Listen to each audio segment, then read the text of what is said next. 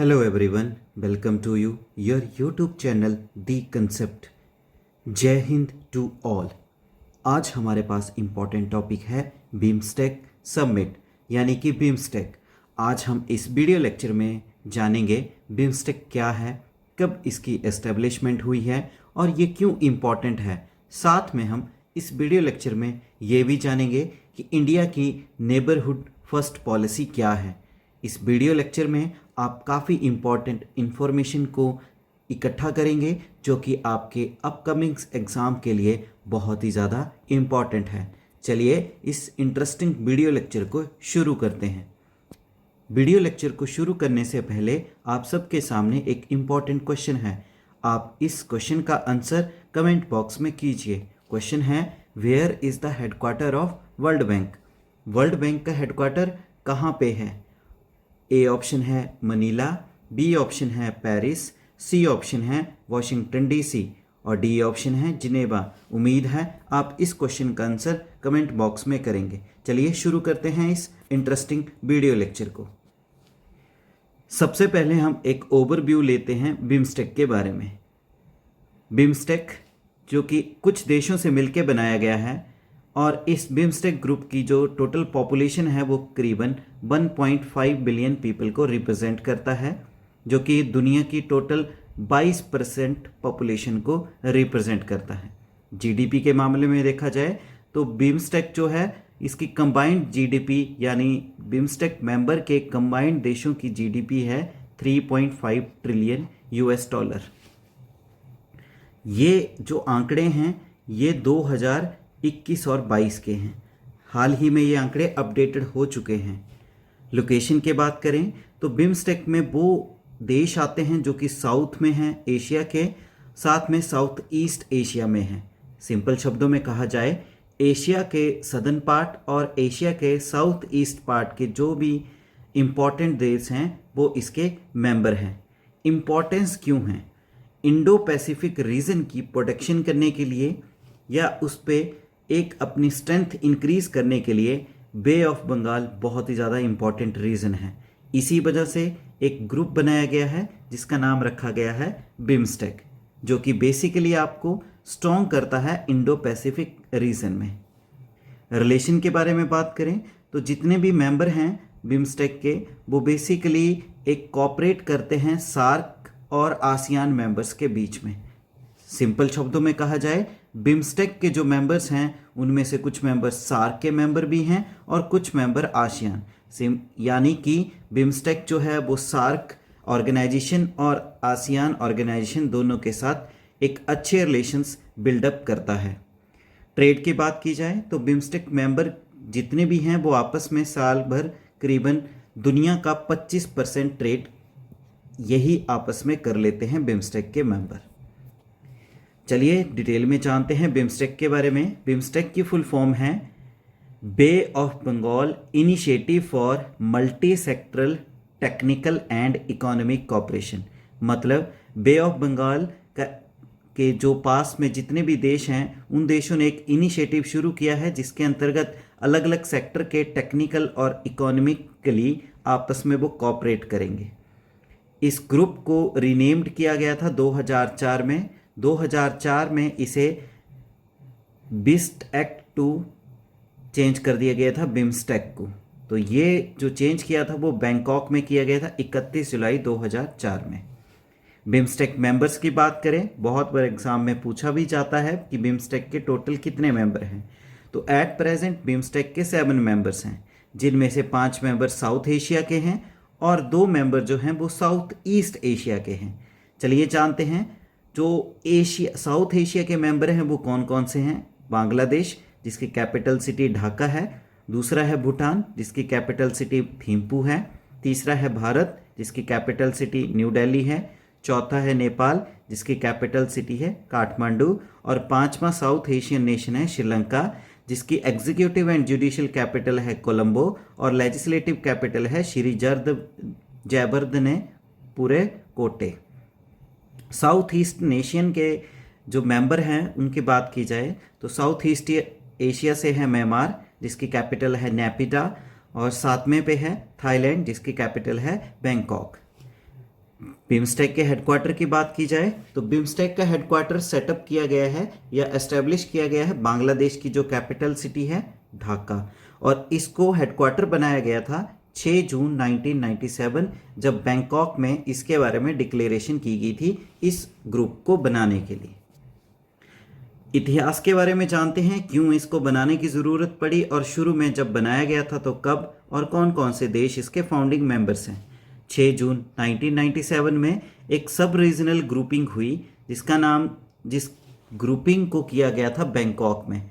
Bangkok में एक declaration हुई कि एक सब रीजन, छोटे से रीजन यानी कि बे ऑफ बंगाल रीजन के लिए एक ग्रुप बनाया जाएगा, और उस समय इस ग्रुप का नाम दिया गया था बिस्ट ईसी, BIST-EC, जिसमें से B रिप्रेजेंट करता है बांग्लादेश को, I रिप्रेजेंट करता है इंडिया को, S रिप्रेजेंट करता है श्रीलंका को और T रिप्रेजेंट करता है थाईलैंड को। EC है इकोनॉमिकली ये देश आपस में क्या करेंगे, कोऑपरेट करेंगे।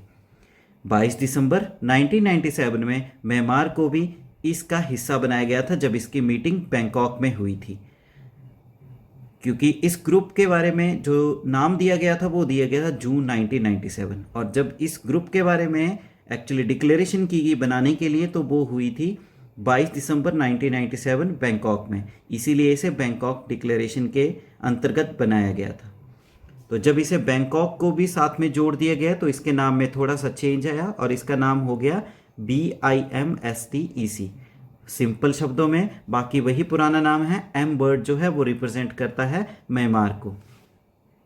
1998 में नेपाल इस ग्रुप का एक ऑब्जर्वर के तौर पे मेंबर बना, पर बाद में नेपाल और भूटान को फील हुआ क्यों ना हम इस ग्रुप का मेंबर बने और कोऑपरेट करें बे ऑफ बंगाल में टेक्निकली और इकोनॉमिकली एक दूसरे को कोऑपरेट करने के लिए। फरवरी 2004 में नेपाल और भूटान इसके फुल टाइम मेंबर बन गए। 31 जुलाई 2004 को इस बिम्स्टेक का पहला समिट हुआ था और इस पहले समिट में ही इसका नाम BIMSTEC से चेंज करके क्या रख दिया गया, बिम्स्टेक। बिम्स्टेक यानी कि bay of Bengal initiative for multi sectoral technical and economic corporation. Permanent secretariat and chairmanship के बारे में जानते हैं बिम्स्टेक के बारे में। बिम्स्टेक का परमानेंट सेक्रेटरीट यानी कि जो हेडक्वार्टर है वो है ढाका में, और परमानेंट सेक्रेटरीट को ओपन किया गया था, जो सचिवालय था इसको ओपन किया गया था 2014 में, हालांकि हेडक्वार्टर पहले से ही बनाया गया था। इंडिया इस सेक्रेटरीट में 33% खर्चा करता है कंट्रीब्यूशन के थ्रू। जनरल सेक्रेटरी जनरल है बिम्स्टेक के एट प्रेजेंट मोहम्मद साहिबुल इस्लाम, जो कि बांग्लादेश से संबंध रखते हैं, और पुराने सेक्रेटरी जनरल थे सुमित नकांदला, जो कि श्रीलंका कंट्री से बिलोंग करते थे। बिम्स्टेक मेंबर की जो चेयरमैनशिप है अल्फ़ाबेटिकल ऑर्डर में इसको चेयरमैनशिप को हैंडओवर किया जाता है।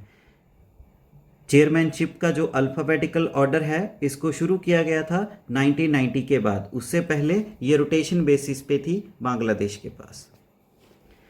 चलिए मैप के थ्रू जानते हैं कौन कौन से देश इसके मेंबर हैं बिम्स्टेक के और कहाँ पे इनकी लोकेशन है। तो जैसे कि हमने पढ़ा बिम्स्टेक के कुल 7 मेंबर हैं। तो एक है आपका प्यारा भारत, दूसरा है नेपाल, तीसरा है भूटान, ये दोनों मेंबर बने थे 2004 में।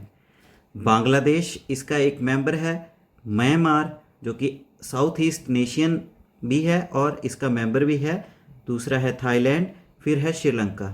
तो कुल मिला के इसके 7 मेंबर्स हैं। तो सिंपल शब्दों में कहा जा सकता है बिम्स्टेक के वो मेंबर हैं जो अपना शेयर करते हैं बे ऑफ बंगाल की बाउंड्री को।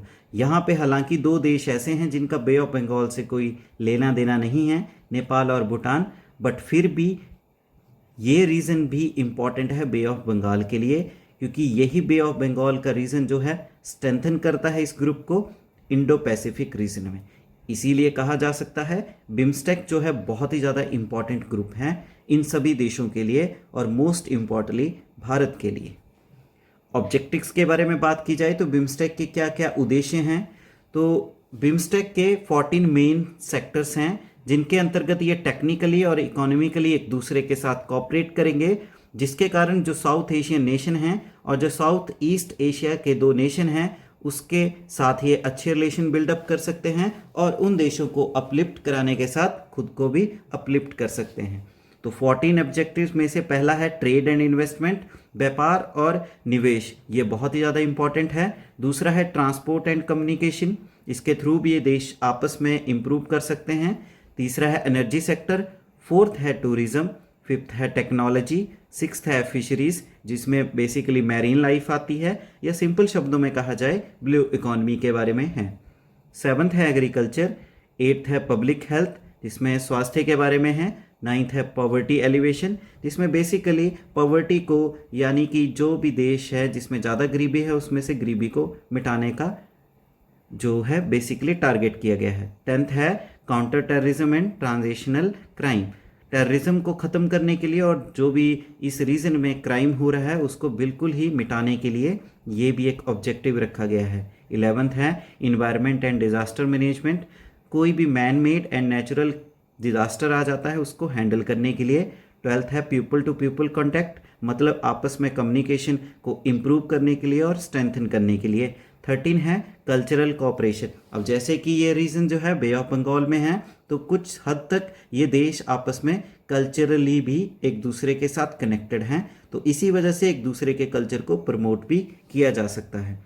14 है क्लाइमेट चेंज, जो 7 से लेके 13 सेक्टर है, इनको ऐड किया गया था 8वीं जो मीटिंग हुई थी ढाका में 2005 में। और जो 14 सेक्टर है क्लाइमेट चेंज जो कि बहुत ही ज़्यादा इंपॉर्टेंट है 21st सेंचुरी के लिए, तो इसको ऐड किया गया था जो 11वीं मीटिंग हुई थी मिनिस्ट्रियल मीटिंग न्यू दिल्ली में 2008 में। तो इस तरह से ये थे 14 ऑब्जेक्टिव्स बिम्स्टेक के।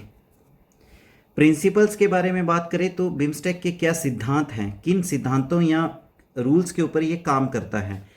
बिम्स्टेक में सिंपल रूल है सोवरेनिटी इक्वलिटी, सभी देशों को इक्वली ट्रीट किया जाए और सोवेरिटी को मेंटेन किया जाए। दूसरा है टेरिटोरियल इंटीग्रिटी, देशों की जो टेरिटरी है एक दूसरे के साथ अच्छे कनेक्टेड रहें, अच्छे कनेक्शन बनाए रखें और बुरे समय में एक दूसरे को सपोर्ट करें।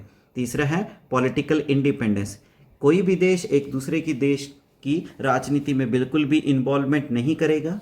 फोर्थ है no interference in internal affair, किसी भी देश के आंतरिक जो भी मामले हैं उसमें कोई भी साथी देश जो है या पड़ोसी देश जो है उसमें कोई भी इंटरफेरेंस नहीं होनी चाहिए। फिफ्थ है पीसफुल को एग्जिस्टेंस, अगर कोई मुद्दा है आपस में उस मुद्दे को आपस में बातचीत करके शांतिपूर्वक तरीके से सुलझाना चाहिए। फिफ्थ है म्यूचुअल बेनिफिट, एक दूसरे का फ़ायदा करवाने में हेल्प करनी है और किसी एक का फ़ायदा नहीं उठाना है। सिंपल शब्दों में कहा जाए तो सेल्फिश नहीं बनना है, एक दूसरे को कोऑपरेट करना है और उनको अपलिफ्ट करना है। और अगर किन्हीं दो देशों के आपस में कोई लड़ाई है या कोई भी किसी तरह का कोई इशू है तो उसमें बिल्कुल भी मेंबर स्टेट इन्वॉल्व करेंगे उस मुद्दे को सुलझाने के लिए, ना कि उसको और ज़्यादा क्रिएट करने के लिए। इंस्टीट्यूशनल मैकेनिज्म क्या है बिम्स्टेक का, तो बिम्स्टेक बेसिकली होता क्या है बिम्स्टेक में ये बताया गया है। तो एक तो है बिम्स्टेक की समिट, इनका एक समिट होता है। दूसरा होता है मिनिस्ट्रियल मीटिंग, मिनिस्टर लेवल पे जितने भी इन देशों के मेंबर हैं, जो मेंबर देश हैं उनके मिनिस्टर्स आपस में मीटिंग करते हैं। थर्ड है सीनियर ऑफिशियल्स मीटिंग, इन देशों के जितने भी सीनियर ऑफिसर्स हैं वो आपस में भी मीटिंग करते रहते हैं। फोर्थ है बिम्स्टेक वर्किंग ग्रुप, एक वर्किंग ग्रुप भी है बिम्स्टेक का जो बेसिकली इसके ग्राउंड लेवल पे काम करता है। फिफ्थ है business forum and economic forum, व्यापार से रिलेटेड और आर्थिक स्थिति से रिलेटेड कुछ फोरम भी इसके शुरू किए जाते हैं।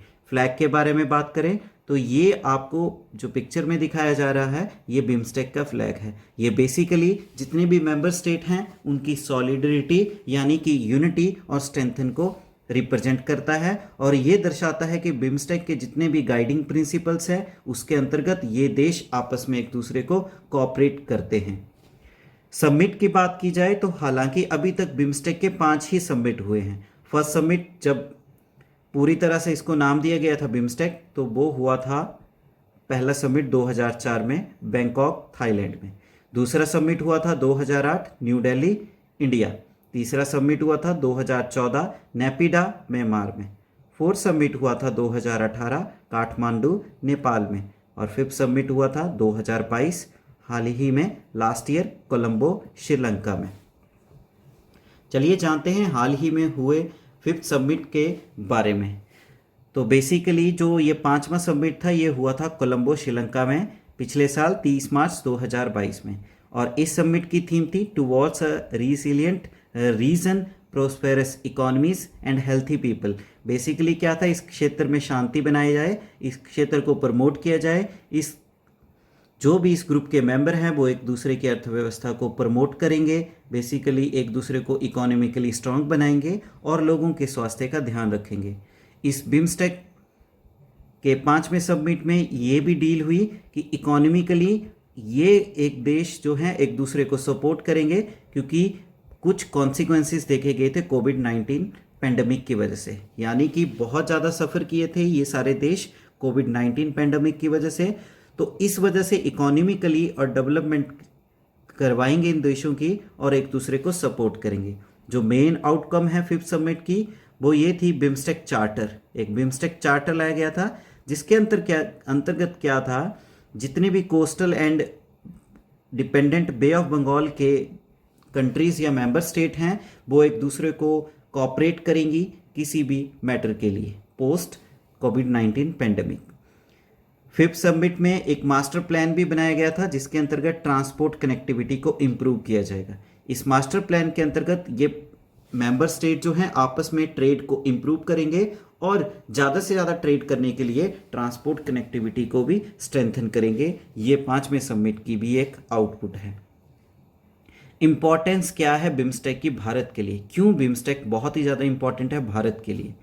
बिम्स्टेक ना कि भारत को साउथ एशिया या साउथ ईस्ट एशिया के साथ कनेक्ट करता है, बल्कि बिम्स्टेक जो है वो south Asia, south east Asia, great Himalayan और बे ऑफ बंगाल के रीजन को आपस में कनेक्ट करता है, जिसके अंतर्गत इंडिया की कनेक्टिविटी इन 4 डायरेक्शंस में बिल्कुल ही स्ट्रेंथन करता है। इंडिया के लिए जैसे कि इंडिया की एक फॉरेन पॉलिसी है neighbourhood first and act east policy, इस पॉलिसी को एक सक्सेसफुल पॉलिसी बनाने के लिए बहुत ही ज़्यादा इंपॉर्टेंट रोल अदा करेगा बिम्स्टेक। भारत की बात की जाए तो भारत इस जो ग्रुप है इसको और भी ज़्यादा स्ट्रॉन्ग कर सकता है और ज़्यादा से ज़्यादा कनेक्टिविटी कर सकता है इन देशों के साथ, और इन देशों की जो सोशली, इकोनॉमिकली और पॉलिटिकली कनेक्टिविटी को स्ट्रेंथन कर सकता है। करीबन 300 मिलियन पीपल जो है भारत के, जो बेसिकली 4 कोस्टल स्टेट्स के साथ रहते हैं बे ऑफ बंगाल की, तो वो उन लोगों के लिए भी या उन राज्यों के लिए भी बहुत ज़्यादा हेल्पफुल रहेगी इन देशों के साथ कनेक्टिविटी, क्योंकि ट्रेड एक बहुत ही बढ़िया तरीका है देश की इकोनॉमिक स्ट्रेंथ को और ज़्यादा स्ट्रॉन्ग करने के लिए। इसीलिए कहा जा सकता है कि बहुत ही ज़्यादा इम्पॉर्टेंट है ये रीज़न भारत के लिए। वहीं चाइना की बात करें तो चाइना का जो ट्रेडिंग रूट है वो है मलक्का स्ट्रेट, जिसमें आपका आता है बे ऑफ बंगाल का भी रास्ता। तो अगर भारत इन देशों के साथ कनेक्टिविटी बना सकता है तो कल को जो चाइनीज़ डोमिनेंस बढ़ती जा रही है इंडियन ओशन में उसको भी कम किया जा सकता है, क्योंकि हाल ही में देखा गया है चाइना की जो सबमरीन हैं और शिप्स हैं वो इंडियन ओशन में कॉन्टिन्यूसली मूव कर रही हैं। बहुत ही ज़्यादा जो आर्मी के सेंटर्स हैं वो बनाए जा रहे हैं चाइना के द्वारा, इसलिए काउंटरली अटैक किया जा सकता है। अगर बिम्स्टेक कंट्री के साथ अच्छे रिलेशन हैं तो कल को ये देश भी भारत का हेल्प कर सकते हैं चाइना को काउंटर करने के लिए। इसीलिए कहा जा सकता है बिम्स्टेक बहुत ही ज़्यादा इम्पॉर्टेंट है भारत के लिए। चैलेंजेस क्या है बिम्स्टेक के सामने, क्या क्या प्रॉब्लम्स आ रही हैं बिम्स्टेक के सामने? तो सबसे बड़ी प्रॉब्लम है inconsistency in meeting. Regular basis पे मीटिंग नहीं हो रही है। बिम्स्टेक का शुरू में प्लानिंग की गई थी कि हर 2 साल बाद मीटिंग होगी, पर जैसे कि हमने देखा अभी तक 2018 या 2000 पिछले 20 सालों में करीबन 4 ही समिट हुए थे और 5वां समिट हुआ था 2022 में करीबन 4 सालों के बाद। तो इसी वजह से रेगुलर कनेक्टिविटी भी बहुत ज़्यादा ज़रूरी है और ये बहुत ही बड़ा चैलेंज है बिम्स्टेक के सामने। दूसरा है नेग्लेक्ट बाय मेंबर स्टेट। जैसे कि हमने देखा बिम्स्टेक के 7 मेंबर स्टेट हैं, मोस्ट ऑफ मेंबर्स जो हैं मीटिंग के लिए रेडी है और एक दूसरे को कोऑपरेट करते हैं, बट कुछ मेंबर जो हैं मीटिंग को क्या कर देते हैं, स्किप कर देते हैं। और इसका रीज़न ये है जैसे कि साउथ ईस्ट एशियन नेशन है थाईलैंड और म्यांमार, ये बिम्स्टेक को ज़्यादा ना इम्पोर्टेंस देते हुए आसियान की तरफ अपना रुख करते हैं, जिसके कारण बिम्स्टेक को उतनी वैल्यू नहीं मिल पाती है। तीसरा है ब्रॉड फोकस एरिया। बिम्स्टेक जो है, जैसे कि हमने देखा 14 सेक्टर पे काम कर रहा है जो उसके ऑब्जेक्टिव है। तो कुछ एक्सपर्ट्स के अकॉर्डिंग ये भी कहा गया है कि ज़्यादा सेक्टर्स के बजाय अगर कम सेक्टर्स पे फोकस किया जाए तो ये बिम्स्टेक को और भी ज़्यादा स्ट्रॉन्ग कर सकता है। यानी कि बिम्स्टेक के जो 14 एरिया है जहाँ पे उसने ऑब्जेक्टिव रखे हैं, उन ऑब्जेक्टिव्स को कम किया जाए, जिसके कारण वो और भी ज़्यादा अच्छे तरीके से काम कर सकता है। फोर्थ है bilateral issues between member nation. जैसे कि जो मेंबर नेशन है, कुछ देशों की आपस में कुछ इश्यूज भी हैं, लड़ाई भी चली है। जैसे कि एग्जांपल है, म्यांमार से आए रोहिंग्यास जो भी रेफ्यूजीज थे वो डायरेक्टली एंटर कर गए बांग्लादेश, जिसके कारण म्यांमार और बांग्लादेश में कुछ कन्फ्लिक्ट आ गए। दूसरा है बॉर्डर का कन्फ्लिक्ट है म्यांमार और थाईलैंड का। इस कारण भी बिम्स्टेक को बहुत ही सारे चैलेंजेस फेस करने पड़ते हैं। फिफ्थ है no FTA. FTA means free trade agreement. BIMSTEC ने फ्री ट्रेड एग्रीमेंट के बारे में बात की थी कि ये देश आपस में एक ट्रेड एग्रीमेंट साइन करेंगे जिसके अंतर्गत फ्री ट्रेड होगा आपस में। और इस ट्रेड एग्रीमेंट के बारे में बात हुई थी 2004 में, बट हालांकि अभी तक सिर्फ बात ही हुई है, कोई भी इसके बारे में ऑन पेपर्स काम नहीं हुआ है। नेक्स्ट है BCIM। BCIM एक फोरम बनाया गया है, बांग्लादेश, चाइना, इंडिया, म्यांमार। इस फोरम को बनाया गया है चाइना के द्वारा। बेसिकली चाइना अपने इन बे ऑफ बंगाल के देशों के साथ रिलेशंस को इम्प्रूव करना चाहता है और काउंटर अटैक करना चाहता है बिम्स्टेक को। अगर ऐसे ही फोरम बनते रहे तो इसके कारण जो बिम्स्टेक पे हैं वो ये कंट्रीज जो हैं इस पर रिलाई नहीं रह सकती है और इनका झुकाव चाइना की तरफ ज़्यादा हो सकता है। तो इस तरह से ये चैलेंजेस थे बिम्स्टेक के सामने। तो इन चैलेंजेस को दूर करना भारत की भी बहुत ही ज़्यादा इम्पोर्टेंस रहेगी और सारे देशों को आपस में मिलकर करना पड़ेगा। जैसे कि हमने देखा कि बिम्स्टेक बहुत ही ज़्यादा इंपॉर्टेंट है भारत की नेबरहुड फर्स्ट पॉलिसी के लिए। तो चलिए जानते हैं नेबरहुड फर्स्ट पॉलिसी है क्या भारत की। नेबरहुड फर्स्ट पॉलिसी जो है इंडिया की फॉरेन पॉलिसी का बहुत ही ज़्यादा इंपॉर्टेंट अंग है। इसमें बेसिकली जो पड़ोसी देश हैं उनके साथ एक पीसफुल रिलेशन बनाया जाए और वो देश आपस में कोलैबोरेट करेंगे, जिसके कारण वो देश खुद को भी डेवलप करेंगे और भारत को भी डेवलप करवाने में हेल्प होंगे। इसमें बेसिकली साउथ एशियन और साउथ ईस्ट एशियन नेबर्स के ऊपर फोकस किया गया है जो भी इंडियन सब कॉन्टिनेंट में है। नेबरहुड फर्स्ट पॉलिसी के अंतर्गत ये टारगेट किया गया है कि पड़ोसी देशों के साथ काम करेंगे किन फोकस एरिया पे, जैसे कि इकोनॉमी को इम्प्रूव बनाने में, टेक्नोलॉजी में, रिसर्च एंड एजुकेशन में, कनेक्टिविटी, चाहे रेल रूट है, चाहे रोड रूट है, चाहे एयर रूट है, चाहे आपका मैरीन रूट है, इन सब के थ्रू ये देश आपस में स्ट्रांगली कनेक्टेड रहेंगे। स्पेस प्रोग्राम, सैटेलाइट की भी काफ़ी हेल्प कराई जाएगी अलग अलग देशों को। डिफेंस सिक्योरिटी, डिफेंस बहुत ही ज़्यादा इंपॉर्टेंट है, ये भी इसका एक टारगेट रखा गया है। इन्वायरमेंट, पर्यावरण बहुत ही ज़्यादा इंपॉर्टेंट है। और लास्ट है क्लाइमेट चैलेंजेस। तो भारत ने इन एरिया में फोकस करना है जिसके अंतर्गत ये अपने पड़ोसी देशों के साथ इन सारे मुद्दों के ऊपर काम करेगा और अपने पड़ोसी देशों के साथ एक अच्छे रिलेशन बनाएगा। जैसे कि एक बात कही जाती है, एक फ्रेज है, अगर आपको खुश रहना है तो आपको अपने पड़ोसियों के साथ अच्छे रिलेशन बनाने पड़ेंगे। तो वैसे ही भारत इस पॉलिसी को भी फॉलो कर रहा है कि अच्छे रिलेशन बिल्डअप कर रहा है अपने नेबर कंट्री के साथ, जिसके कारण वो खुद को भी डेवलप करेगा और पड़ोसी देशों को भी अपलिफ्ट कराने में हेल्प करेगा।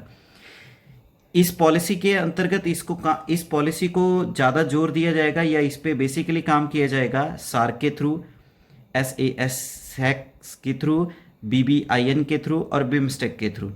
बेसिकली इंडिया ने हाल ही में इस नेबरहुड फर्स्ट पॉलिसी का नाम चेंज करके कर दिया है नेबरहुड फास्ट पॉलिसी। जल्दी से जल्दी भारत को अपने पड़ोसी देशों के साथ कनेक्टिविटी को स्ट्रॉन्ग करना है। और भारत की जो लुक ईस्ट पॉलिसी है वो साउथ ईस्ट एशिया पे टारगेट करेगा और लुक वेस्ट पॉलिसी को भारत मिडिल ईस्ट एशिया के ऊपर कनेक्टिविटी को स्ट्रॉन्ग करेगा नेबरहुड फर्स्ट पॉलिसी के अंतर्गत।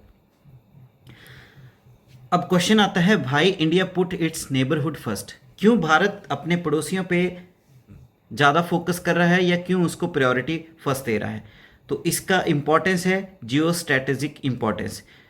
जियोग्राफी के हिसाब से भी बहुत ज़्यादा इंपॉर्टेंट है, क्योंकि जियोपॉलिटिकली और जियोस्ट्रैटिकल लोकेशन बहुत ही ज़्यादा इंपॉर्टेंट है दिल्ली यानी कि भारत की अपने पड़ोसी देशों के साथ, क्योंकि इन सभी पड़ोसी देशों को अगर अपलिफ्ट करना है तो भारत के साथ अच्छे रिलेशन बनाने पड़ेंगे, और भारत को खुद अगर अपलिफ्ट करना है तो इन पड़ोसी देशों के ऊपर भी विश्वास करना पड़ेगा और रिलेशन को बिल्डअप करना पड़ेगा। दूसरा है डिस्टर्ब हिस्ट्री।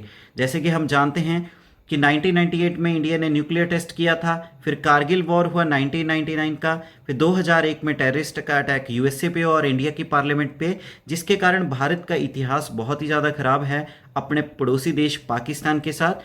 तो इंडिया फोकस कर रहा है कि रेस्ट ऑफ द जो भी नेबर्स हैं उनके साथ अच्छे रिलेशन बिल्डअप किया जाए और टेररिज्म को इस एरिया से बिल्कुल भी ख़त्म किया जाए। नेक्स्ट है गुजरात के डेवलपमेंट मॉडल। जैसे कि गुजरात को डेवलप किया गया है उस मॉडल पे ही भारत को काम किया जाएगा, और नेबरहुड पॉलिसी का जो इंस्पिरेशन भी मिली है वो मिली है गुजरात डॉक्ट्राइन, जो कि भारत के प्राइम मिनिस्टर थे, उनके द्वारा एक कुछ पॉलिसी दी गई थी डॉक्ट्राइन पॉलिसी। उस पॉलिसी को फॉलो करते हुए भारत ने एक पॉलिसी तैयार की है नेबरहुड फर्स्ट पॉलिसी, जिसे हाल ही में नाम दिया गया है नेबरहुड फास्ट पॉलिसी।